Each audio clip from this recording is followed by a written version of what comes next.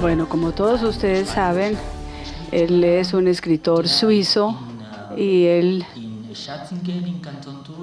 nació en el cantón de Thurgau en 1963. Y después de que en 1987 estuvo un año en la Universidad de Zúrich estudiando y finalmente medio año, de hecho, en la ciudad de Nueva York, allá vivió. Y interesante desde el punto de vista de él escogió psicología como su tema, además de combinado con fisiopatología e informática, como un tema, digamos, alterno. Yo pienso, por lo menos, es una combinación bastante extraña, ¿cierto? Bueno, entonces, y además de eso, él estaba como practicando en distintas clínicas psiquiátricas, estuvo muy activo allá. Y yo quisiera entonces aprovechar esta oportunidad de esta conversación y para comenzar con ese punto, yo quiero preguntarle a usted, señor Stamm, ¿qué aprendió usted sobre la gente, sobre las personas en esas clínicas? ¿Qué experimentó? ¿Y en qué forma, de alguna forma, esta experiencia lo llevó o lo ayudó a ser un escritor? Bueno, yo cambié mi tema porque yo en todo caso quería ser escritor, yo no quería ser psicólogo, pero entonces pronto me di la cuenta cuando estaba estudiando inglés, analicé la literatura y yo dije, no es lo mismo analizar que escribir.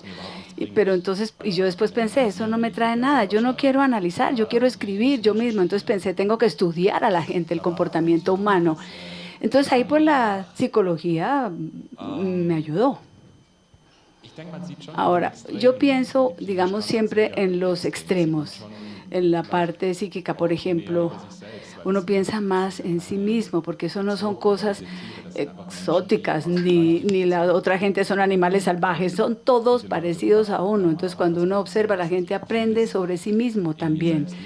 Y, de nuevo, cosas que yo descubrí en mí mismo, observando la gente. Entonces, de alguna forma, de alguna manera encontré el equilibrio entre las distintas diferencias.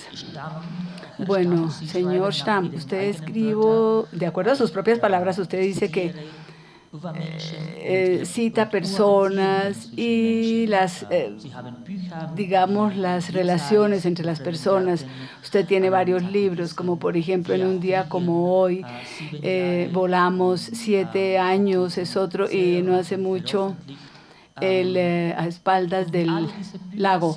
Y todos estos libros son, digamos, tienen caracteres y personas, digamos, fuertes. ¿Cómo llegó usted a esos caracteres, a descubrir esas personas o a imaginárselos, incluirlos en esas historias? E igualmente, ¿qué viene primero? ¿La situación narrativa en la que usted, por ejemplo, por decirlo así, toma las figuras, los caracteres, los personajes, si los quiere como introducir en la historia, o por el contrario, primero la figura como tal? Bueno, una amiga mía alguna vez dijo, ella también es escritora, dijo que siempre comienza con una pregunta, y he notado que sí, conmigo también es así, siempre es el principio una pregunta. A veces una pregunta totalmente banal, sin ningún problema. Hay un texto, por ejemplo, que yo me pregunté, ¿qué pasa si yo no recojo los niños en la guardería? Eso lo describo en el libro de Volamos, ¿no? Y entonces, durante muchos años, la pregunta venía, una persona que me quiere a mí, ¿qué efecto tiene en mí, aun si yo no quiero a esa persona? O como un psicólogo, uno se imagina figuras, no son ni mucho menos ratones blancos, sino gente que al principio no son nada más que un nombre. Después comienza uno a elaborar y a elaborar, después se vuelven, si es hombre o mujer, y comienzo de una vez y arranco. Yo sé, cuando comienzo, sé muy poco de los caracteres, pero se van desarrollando cuando escribo. Y usted en esa escena escribe, por ejemplo, como para descubrir qué hay en la historia, qué encuentra o qué debe ocurrir en la historia cuando empieza a pensar en esto, o qué interacciones tienen las personas en una determinada situación en sus libros.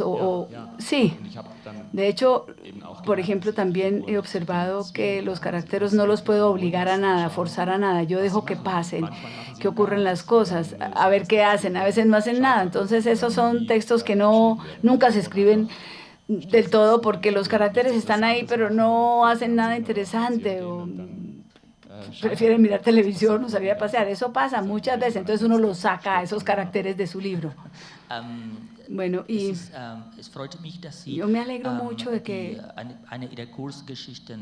ustedes, por ejemplo, en sus historias, en sus cuentos breves, como por ejemplo, Los voladores se llama, en alemán es Wir fliegen o volamos. En esa historia ustedes no se trata del niño o de los niños, se trata de la relación entre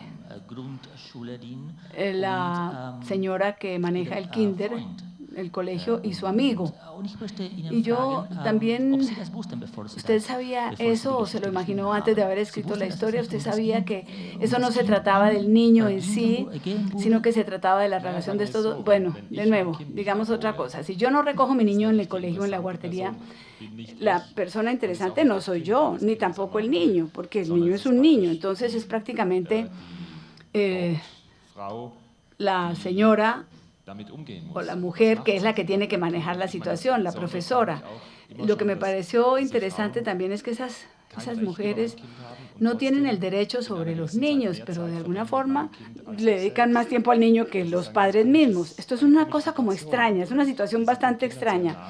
Están muy cerca de los niños, los conocen, se ocupan de ellos, los consienten y los castigan cuando pelean, y sin embargo no tienen ningún derecho sobre esos niños. Prácticamente cuando yo digo que yo vengo por este niño y me lo llevo de la guardería y tengo que dejarlos ir, dice la persona que es la encargada de ellos. Entonces a mí me interesó mucho esa situación de esta mujer, específicamente la directora de la guardería. Rafael Narbona, que es un crítico de la literatura muy importante, un español, él dijo lo siguiente sobre su trabajo, y lo menciono ya, lo cito: Peter Stand busca en las ruinas de los sufrimientos humanos y muestra que es absurdo soñar con la suerte o con la felicidad. La literatura, según Rafael Narbona, es la crónica de una situación. Aun si esto no es 100% cierto, pienso yo, yo quería preguntarle si ¿no cree usted que depresión, tristeza, soledad o falta de buena suerte hace, digamos, historias mejores que la suerte y la felicidad? Pues sí, claro que sí, ya lo dijo Flaubert, que la suerte no se sabe contar o no sabe hablar de sí misma. Entonces ahí está la suerte, después desapareció, no se puede mantener por siempre. Entonces uno no puede escribirla o decir estoy feliz por tal cosa. No, estoy feliz o no estoy. Entonces, y eso es lo que está en la literatura. Pero yo sí espero, y también lo confirmo muchas veces, que en mis libros al final la gente siempre se siente mejor que al principio, está mejor, no logró la suerte, la felicidad, pero de alguna forma entiende su vida y se entienden a sí mismos y entonces cambian su vida o entienden mejor por qué son así, por qué están en esa situación. Entonces, es cierto, es verdad, especialmente en el mundo de hoy en día, siempre todo el mundo está con propagandas hablando de que todo el mundo dice que somos felices, que somos la felicidad misma, y nosotros mismos sabemos que eso no es así, que el mundo es diferente, la realidad. Entonces, de eso se trata precisamente en la literatura. Poder, bueno, saber y entender que hay otro mundo y conformarnos con eso y consolarnos, y no decir que todo es una belleza y que todo es riqueza y que todo es felicidad. No, que está bien, que a veces uno sufra, que a veces no esté tan feliz, pero a pesar de eso hay esperanzas en muchas de sus historias y de sus cuentos, y lo que algunas veces también uno lo puede ver como una sorpresa, que le llegue como una sorpresa, porque el punto de partida de una situación de narrativa en las buenas historias, precisamente en los buenos cuentos, a veces, bueno, son tristes y no, a veces son difíciles como de aceptar, de acatar, dependiendo naturalmente, no, independiente de eso, como un lector naif, diría yo, primitivo, muchas veces tiene uno la impresión de que las historias que son tristes o que por lo menos al principio muestran tristezas o amarguras también deben ser tristes. Entonces usted, digamos que alguna vez o en algún momento podría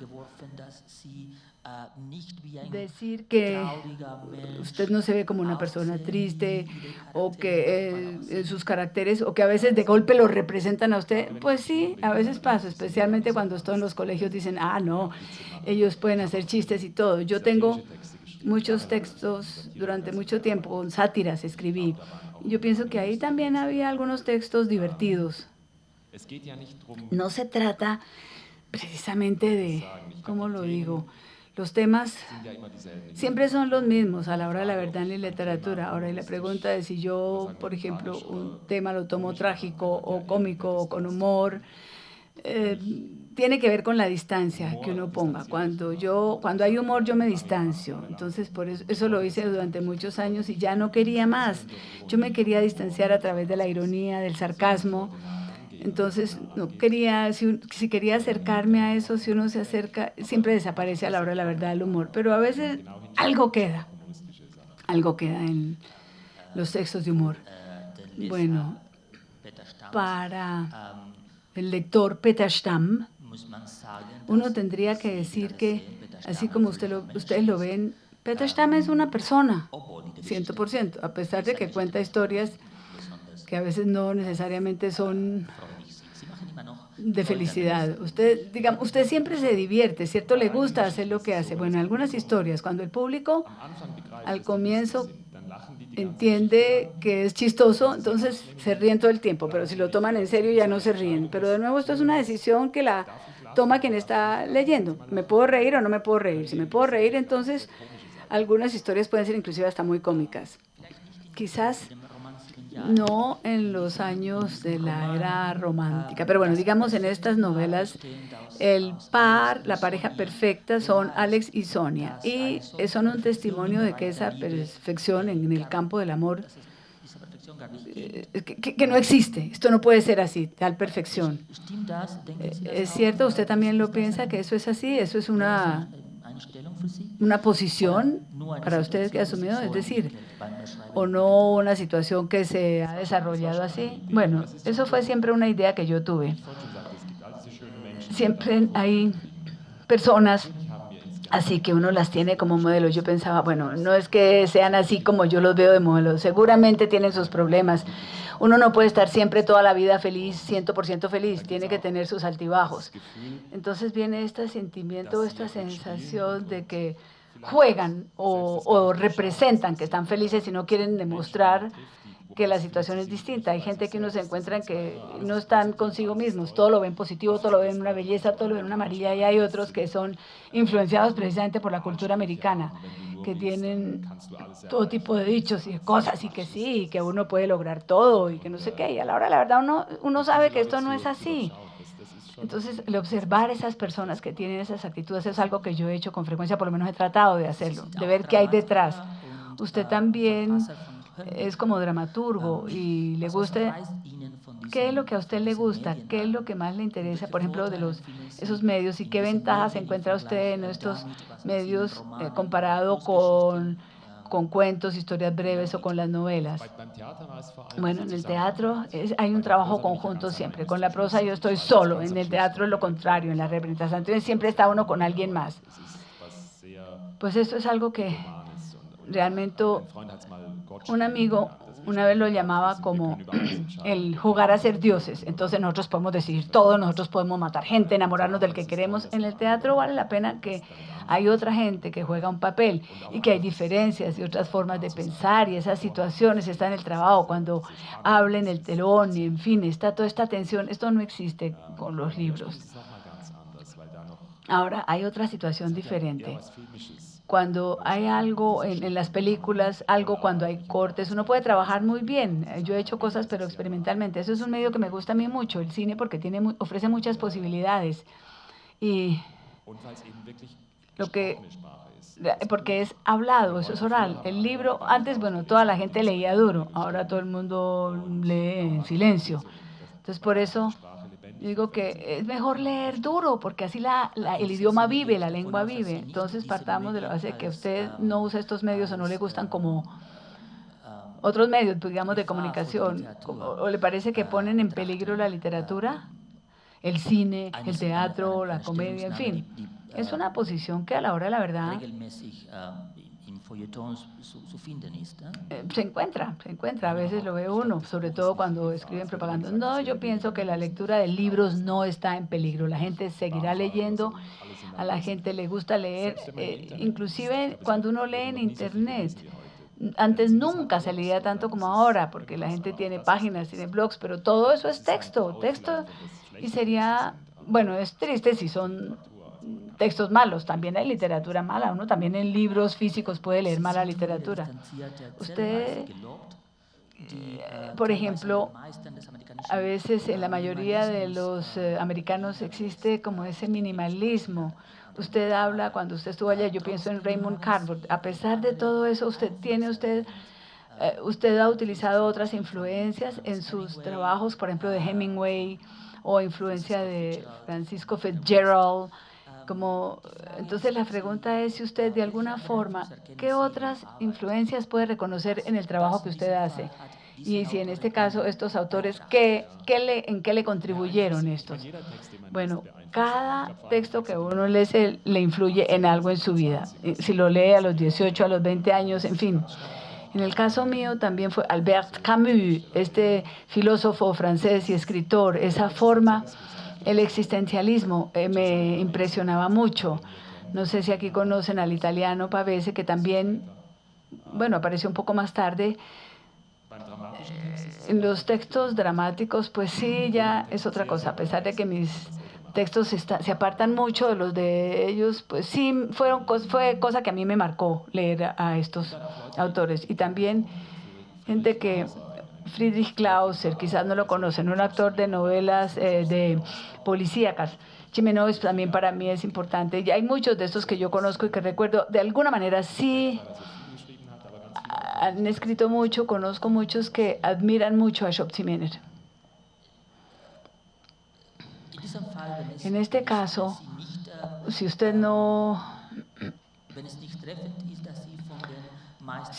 cree que ha sido influenciado por los maestros del minimalismo de la literatura norteamericana, ¿por qué? Por ejemplo, usted tiene comparaciones, metáforas, adjetivos que a veces son tan importantes. ¿Por qué a veces no los usa? Ni siquiera dicho de otra forma.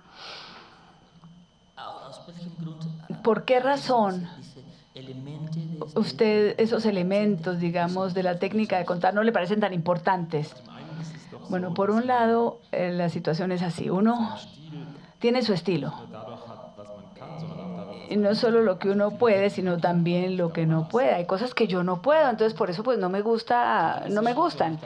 Y también yo lo aprendí con Hemingway, precisamente, que quiere escribir en un idioma que no lo hace notarse a sí mismo, o por lo menos que cuando el lector la lee se le olvidan muchas cosas, sino que está pensando siempre, bueno, ¡ay, qué palabras tan bonitos! O qué frases tan complicadas.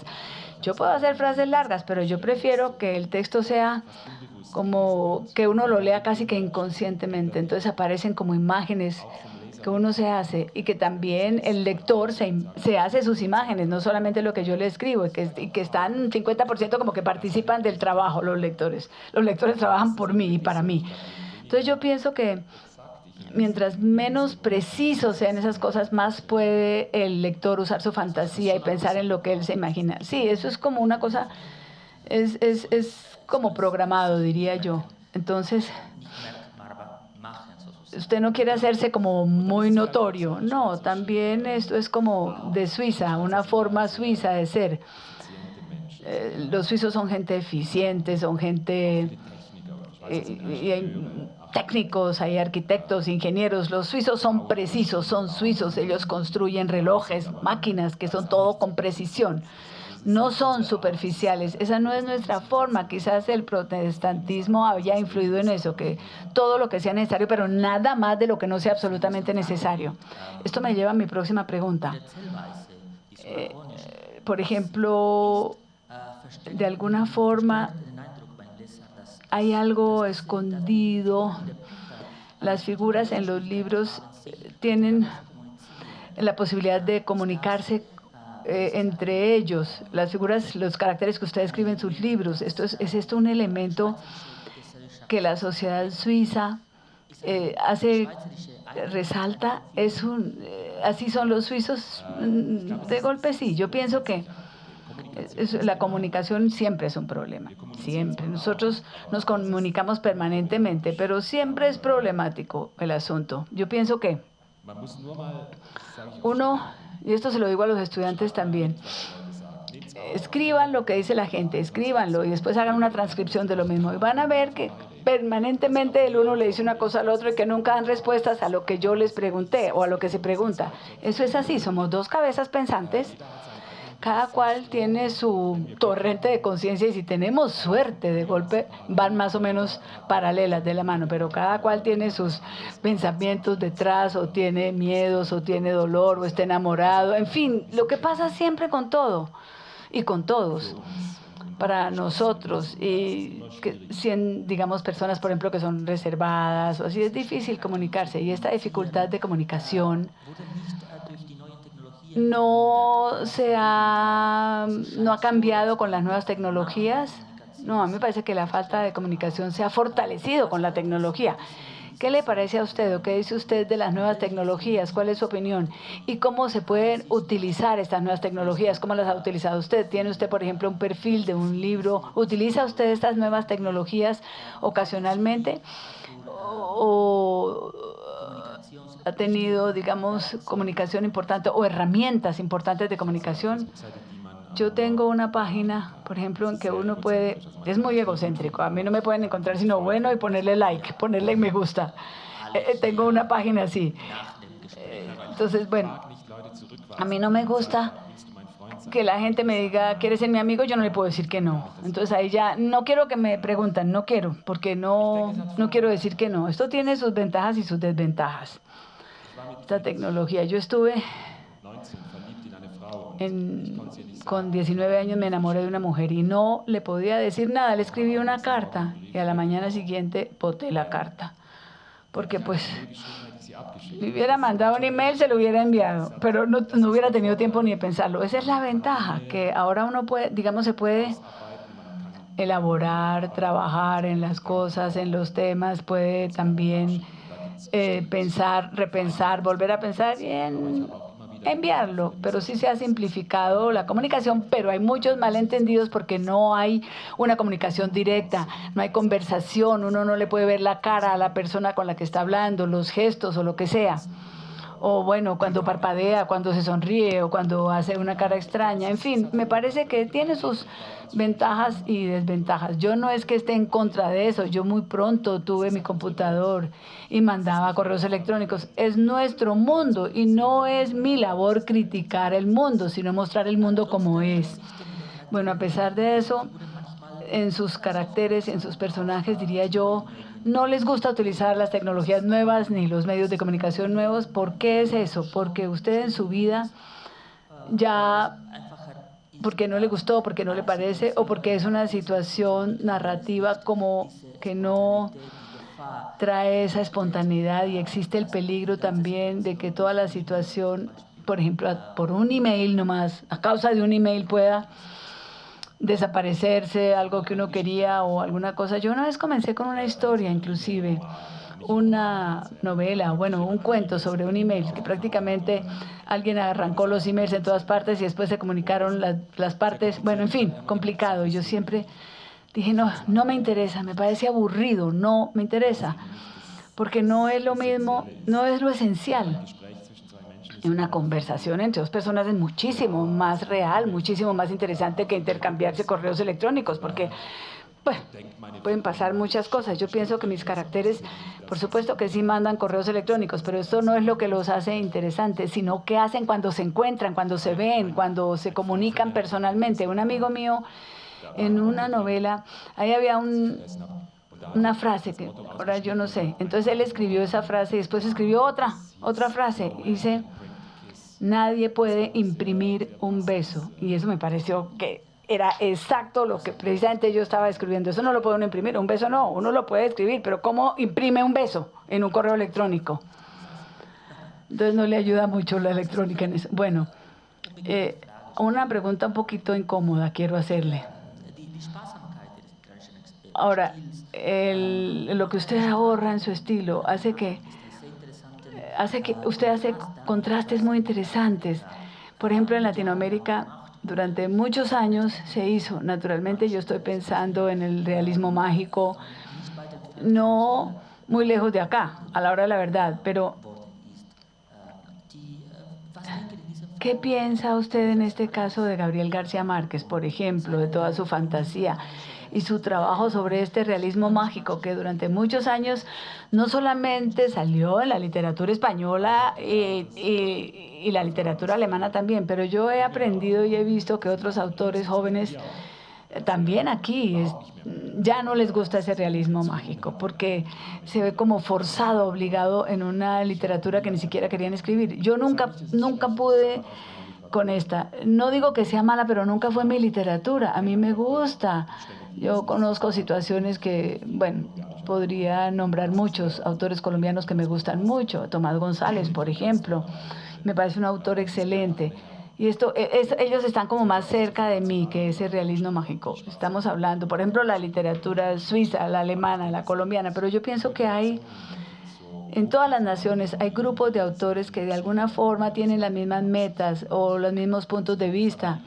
Son como familias de autores lo que se van formando. Entonces yo, en todo caso, no pertenezco a esta familia de escritores como Gabriel García Márquez. Yo le leí algunos artículos, digamos, de periodistas que me gustaron. Bueno, me parece bien que usted haya hablado de estas literaturas nacionales, porque hay muchos sitios, por ejemplo, en el exterior, y que se refieren a Suiza, por ejemplo. No voy a nombrarlos aquí, pero uno de los que más llama la atención dice que uno de los más importantes que, debido a esta forma tan individualista de los suizos, la literatura del país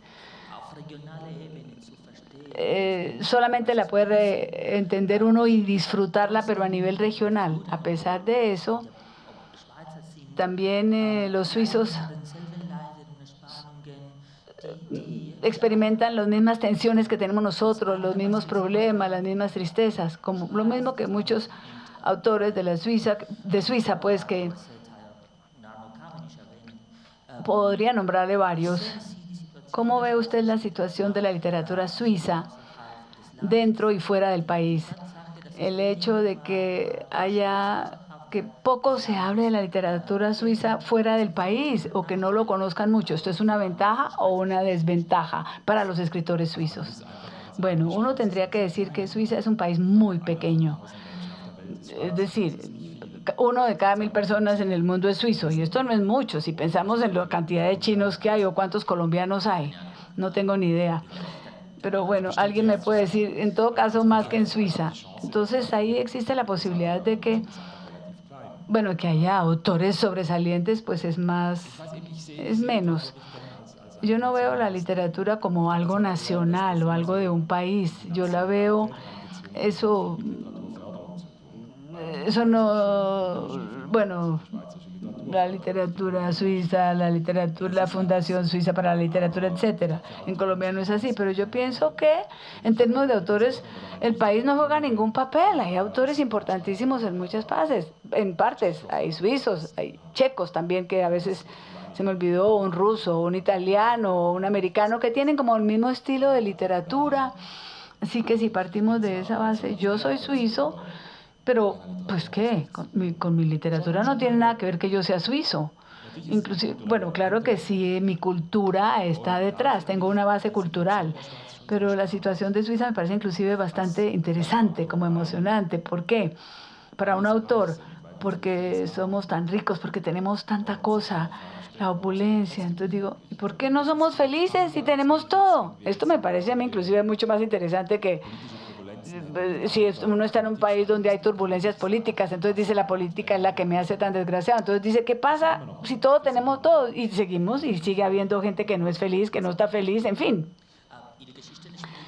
Entonces, sus historias a veces tienen lugar en Suiza, pero otras veces hay unas que no tienen lugar en Suiza.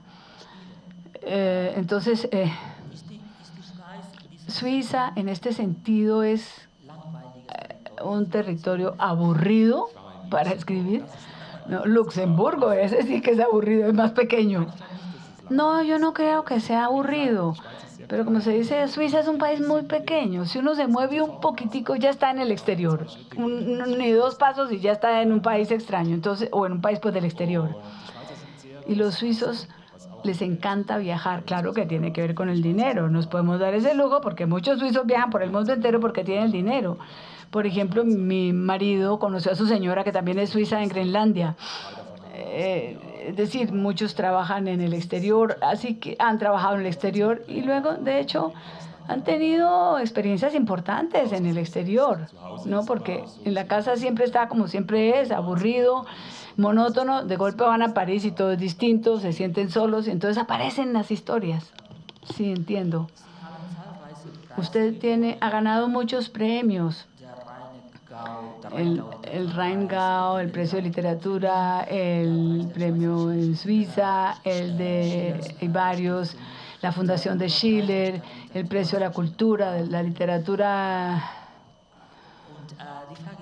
de otros países. Entonces mi pregunta es, ¿qué son tan importantes los premios para un autor, para un escritor?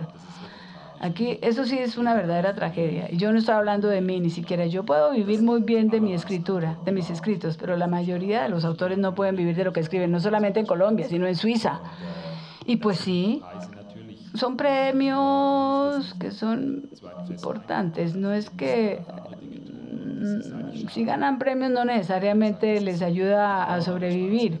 Por ejemplo, se ve en el Suiza, los agricultores, ellos pueden sobrevivir únicamente si tienen el apoyo del Estado, si no se morirían de hambre. Pero, por ejemplo, los escritores prácticamente no reciben dinero del gobierno, pero sin embargo en Escandinavia sí los ayuda mucho y esto le ayuda a la literatura también. Pero los deportes y la agricultura siguen siendo más importantes para la región. Los escritores no tanto y no son poco confiables, dicen ellos. Ahora, en el caso de los deportes, el gobierno tiene el derecho de estimularlos, en lugar de los pobres escritores. No, ayudar a un escritor no. Sin embargo, la ventaja con los escritores es que pueden hacer todo. Bueno, por ejemplo, Adolfo Hitler, los deportistas mientras les dieran comida estaban bien. Los escritores, sin embargo, no tanto. Si no están de acuerdo, pueden escribir algo que no sea necesariamente lo que los políticos quieren oír. El desarrollo de su prosa, de acuerdo a algunos críticos, dice que es como una dosificación progresiva de anécdotas, de cuentos y una multiplicación de palabras. Otros dicen que no mucho. Entonces, los críticos dicen que usted, libro tras libro, siempre cada vez, digamos, deja algunos elementos de lado. Entonces, yo digo, un escritor también tiene derecho alguna vez a callarse y a no decir todo lo que cree y lo que piensa. Cathy Gosson, que era un fotógrafo, me acuerdo, bueno, él después dejó de serlo, pero es una historia. A mí me parece que el arte está en volverse cada vez más sencillo, cada vez más simple, en no ser tan elaborado, porque yo pienso, no necesariamente, hay autores que hacen otras cosas y que van en otras direcciones, pero mi meta sí sería siempre simplificar más las cosas. Mis libros, los últimos, por ejemplo, tienen que ver en el sitio de donde yo vengo. Y yo me pregunto, pero como, ¿por qué voy a tomar como un país del exterior como el protagonista de mis escritos? Yo no sé si eso le parece bien a los lectores o no, o si quieren algo más interesante, más emocionante, más que les traiga más tensión. Pues bien, también, por ejemplo, yo, pensando en el lector, yo como lector, me alegro siempre de que todavía no ha llegado usted al silencio, que no sea el próximo paso o que no sea el próximo Robert Weiser. Yo, bueno, en la clínica se preguntaba por qué él no escribía. Él dijo, yo estoy aquí por estar loco o para volverme loco, no para ser escritor ni para volverme escritor. Yo tengo una última pregunta para usted antes de que le demos tiempo al público para hacer preguntas. Abrimos, digamos, el espacio para preguntas del público. Y es la siguiente. Usted ha renunciado a muchas cosas antes de volverse o inclusive lo rechazaron antes de volverse un autor reconocido. ¿Usted lo reconoce feliz o no? Yo sé que en sus primeros 3 novelas, por ejemplo, no encontró ningún editor, ni encontró mucho éxito. Agnes, por ejemplo, solo 6 años después de haberlo terminado lo publicaron. Entonces yo me puedo imaginar que en un público tenemos muchos autores que están en la misma situación en que usted estuvo al principio, cuando comenzó a publicar, o cuando comenzó, digamos, a escribir. Yo le pediría un consejo. Quizás eso no sea, bueno, no esté tan bien dicho, pero en todo caso sí me gustaría que usted le diga a los autores, a la gente que de golpe puede estar en dificultades, cómo se sostiene uno en esas situaciones. Un autor americano me dijo que él llevaba a sus estudiantes bien calificados, les enseñaba a cocinar en forma barata. Entonces yo digo, a los escritores que están empezando también, aprendan a vivir con poco dinero. No se trata de que uno tenga el libro y ya lo publicó y tuvo el éxito. No, no, no. Entonces lo que yo sí observé con los autores jóvenes, y me pasó a mí también, que tienen la tendencia a creer que el problema está en encontrar una editorial. Y a mí me parece que el problema está en escribir un buen libro, porque mis primeros 2 o 3 libros, quizás 3, los primeros no eran buenos, eran libros malos, los que yo escribí. Y entonces, bueno, o no 100%. Yo comencé y después los dejé a un lado, después volví a trabajarles un poquito. Entonces, bueno, después de que los terminé, sí encontré una editorial, unos que me lo publicaran, pero después noté, en el momento en que comencé a tener éxito fue cuando ya no busqué tanto, sino que yo escribía por alegría, porque me gustaba, porque no es que fuera a ser el escritor más famoso y a tener todo el éxito. Entonces ya no luché tanto cuando estaba escribiendo. Y la otra cosa que yo aprendí es que no se trata de que mis lectores tengan reacciones inteligentes, porque las novelas al principio era yo soy el autor y yo sé cómo debe vivir uno y yo cuento todo tipo de historias. Y después empecé a notar que todos los libros que me gustaban a mí cuando leía hablaban de situaciones, de gente que cometía errores, de gentes que volvían a empezar o que acababan con algo. Entonces, eso es lo que me parece interesante en la literatura. Hermann Hesse, por ejemplo, eso yo comencé a leerlo a los 16 años. Bueno, pues sí, después de que usted, por lo menos de acuerdo a mi opinión, ha dado consejos muy suizos acá, e inclusive ha ahorrado un poquito en comentarios en términos suizos. Bueno, se llegó el momento a que el público pueda hacer preguntas. ¿Quién quiere empezar? ¿Tienen preguntas o algún comentario?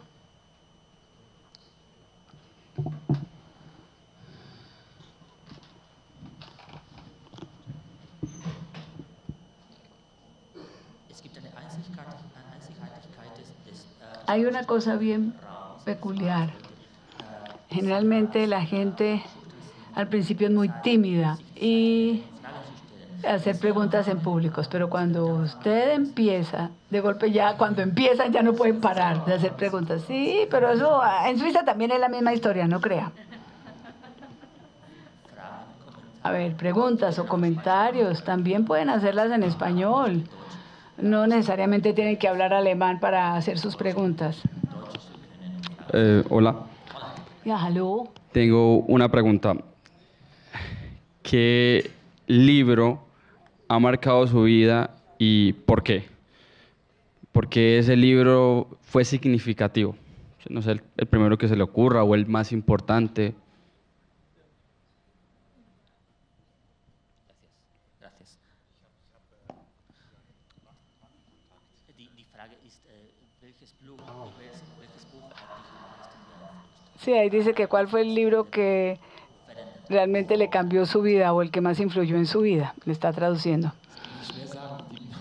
Bueno, me parece difícil. A mí ningún libro me ha cambiado mi vida, pero pienso que si algo fue, Hemingway. Yo leí mucho de Hemingway ya cuando era niño, de hecho, y con Hemingway por primera vez yo, de alguna forma, tuve la sensación de que estaba leyendo un libro y que yo veía imágenes, ya no era solo un texto, sino imágenes como lo describía, es como si yo hubiera estado presente.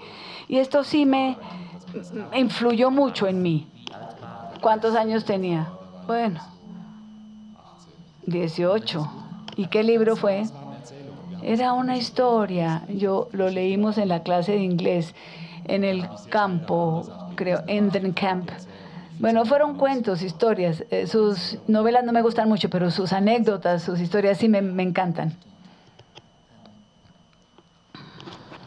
¿Otras preguntas? Guten Abend.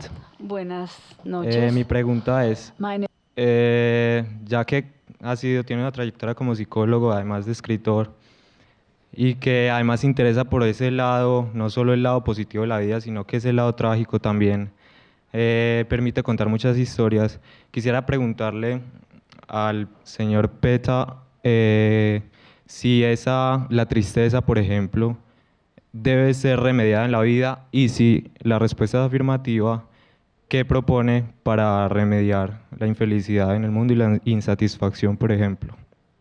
Gracias.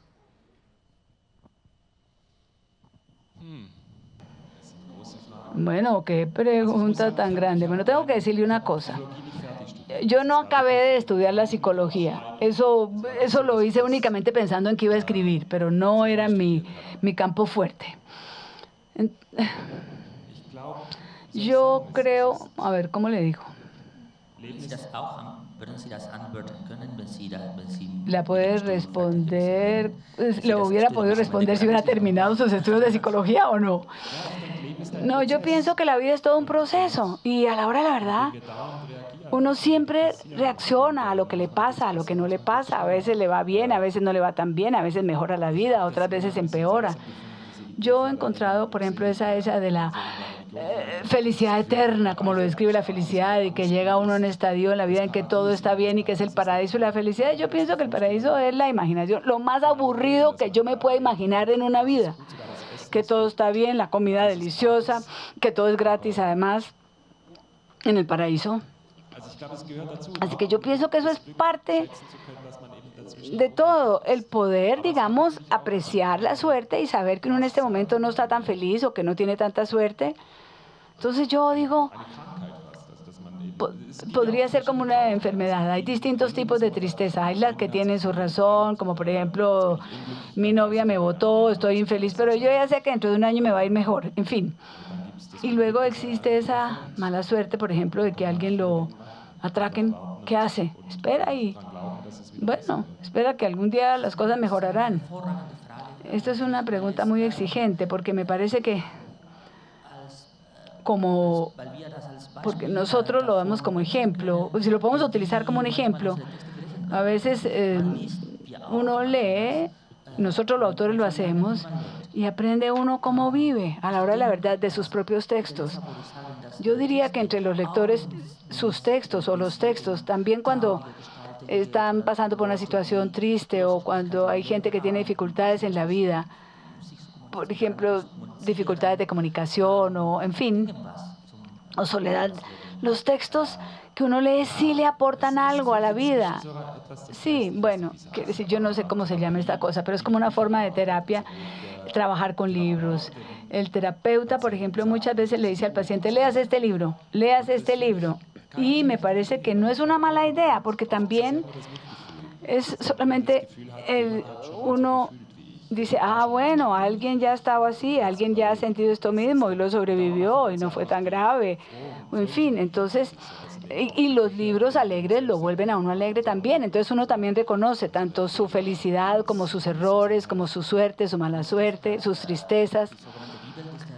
Por ejemplo, ¿usted ha leído este nuevo movimiento de la Biblia de A.B. Sid? Es como... Es interesante porque ahí no solamente se trata de las enfermedades del alma o de las tristezas las que se tratan, sino también, por ejemplo, las diarreas o cualquier enfermedad física. De hecho, hay libros, aparentemente, en que se trata de esos temas. Quizás no nos ayuden mucho leyéndolos, pero por lo menos nos consuelan si uno está en una situación de tristeza o en fin. Sí, y después nos pagan los libros y nos los da nos los da el Seguro Social, ¿cierto? Son libros caros, pero bueno, se han de ayudar a la salud. Eso no los pagan tampoco el Seguro Social. Bueno. Ich habe gehört, dass einige Schriftsteller denken, dass es notwendig ist, piensan que es absolutamente necesario vivir muchas experiencias uno mismo para poder escribir buenas historias. ¿Usted qué dice? Sí. Yo me puse el audífono y no me di cuenta que usted está hablando alemán y oí toda la traducción al español. ¿Me la repite, por favor? Sí, algunos autores... ¿Perdón? Sí, que la repita, por favor. Bitte wiederholen Sie die Frage.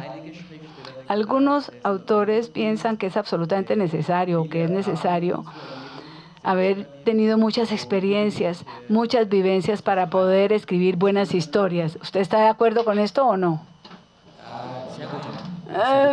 Bueno, sí, no. Sí y no. Bueno, nosotros todos vivimos. Digamos, inclusive hay mucha gente que no ha tenido experiencias, pero han vivido antes, por ejemplo, algunas veces tuvieron amores desgraciados, o las personas, los ermitaños, o personas con estas religiones. Entonces uno no tiene que entrar mucho a buscar y a rebuscar, simplemente en su vida. Por ejemplo, una vida entera viviendo al lado de la mamá y no hacer nada. ¿Quién fue ese? ¿Quién fue? No fue Primo Levi, alguien que escribió esto. Bueno, no importa quién fue.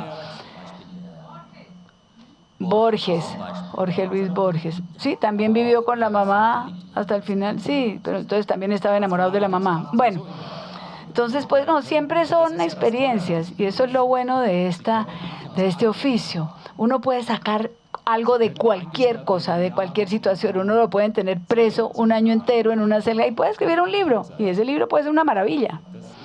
Y bueno, eso me encanta. Eso está bien.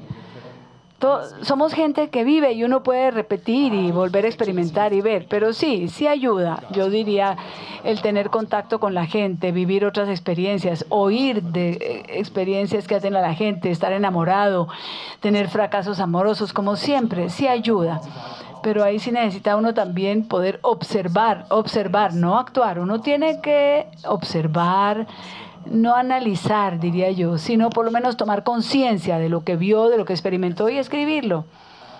Sí, esto me parece que es un buen momento para terminar con este diálogo. Le agradezco a usted tanto, señor Stamm, por su tiempo, por sus respuestas y por sus conocimientos. Y le agradezco también al público, a la audiencia, por haber asistido, por haberse interesado. Bueno, y hasta la próxima vez. Muchas gracias a todos.